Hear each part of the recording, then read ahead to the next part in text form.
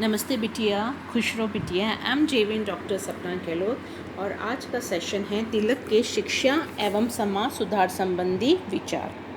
तिलक औपचारिक शिक्षा के साथ साथ अनौपचारिक की शिक्षा के महत्व को भी स्वीकारते थे। उनके अनुसार आर्थिक दृष्टि से शिक्षा सस्ती हो और साधारण जनता को शिक्षा प्रदान की जाए। भारतीय हितों को ध्यान में रखते हुए भारतीय द्वारा ही शिक्षा दी जाए। उनके अनुसार शिक्षा का माध्यम मातृभाषा हो।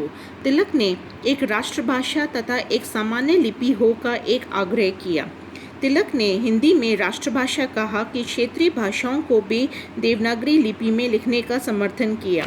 तिलक ने तकनीकी शिक्षा पर बल दिया। वे मानते थे कि इस प्रकार की शिक्षा द्वारा ही भारत में आर्थिक स्वराज्य के उद्देश्य को प्राप्त किया जा सकता है। उन्होंने अपनी राष्ट्रीय शिक्षा की योजना के अंतर्गत धर्म को पाठ्यक्रम में आवश्यक विषय के रूप में सम्मिलित किया। वे चाहते थे कि हिंदुओं को हिंदू धर्म की और मुसलमानों को इस्लाम की शिक्षा दी जानी चाहिए। उन्होंने राष्ट्रीय शिक्षा के पाठ्यक्रम में राजनीतिक शिक्षा को एक अनिवार्य विषय के रूप में मान्यता दी। तिलक ने औपचारिक शिक्षा को अनौपचारिक राष्ट्रीय शिक्षा का पूरक माना। तिलक को लोक शिक्षण के उद्देश्य से महाराष्ट्र में शिवाजी उत्सव व गणेश उत्सव की परंपरा शुरू की।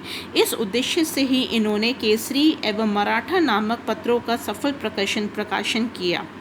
तिलक राजनीतिक आंदोलनों को भी लोक शिक्षण का प्रभावशाली साधन समझते थे। तिलक के अगर सुधार संबंधी विचार हम देखते हैं तो तिलक को सामाजिक दृष्टि से रूढ़िवादी, पुराणपंथी, पुरातनवादी, अनुदारवादी अथवा प्रक्रियावादी सिद्ध करने की चेष्टा भी की गई। तिलक का ये मत था कि सामाजिक सुधारों की तुलना में पहले स्वराज्य की प्राप्ति के लिए प्रयत्न किया जाना चाहिए।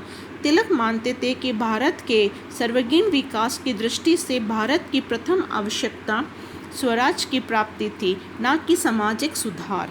तिलक पहले ऐसे सामाजिक राष्ट्रीय नेता थे जिन्होंने सामाजिक सुधारों के क्षेत्र में ब्रिटिश नौकरशाही की पहल, उसके सहयोग अथवा हस्तक्षेप का पूर्ण विरोध किया।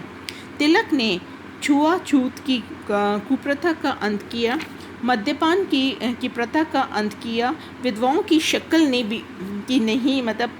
विधवाओं की शक्ल है उसको बहुत चेहरा खराब कर दिया जाता था, ऐसा नहीं होना चाहिए था। दहेज की कुप्रथा का अंत किया जाए और यदि कोई पुरुष पुनर्विवाह करना चाहता है तो केवल विधवा से ही विवाह करे। 40 वर्ष से अधिक आयु के पुरुष विवाह नहीं करें। सामान्य जनता में शिक्षा का प्रसार किया जाए और पाठ्यक्रम में और धार्मिक शिक्षा को शामिल किया जाए। 1890 में तिलक ने बेरामजी मालाबरी के समाज सुधार संबंधी अनेक महत्वपूर्ण प्रस्ताव भेजे।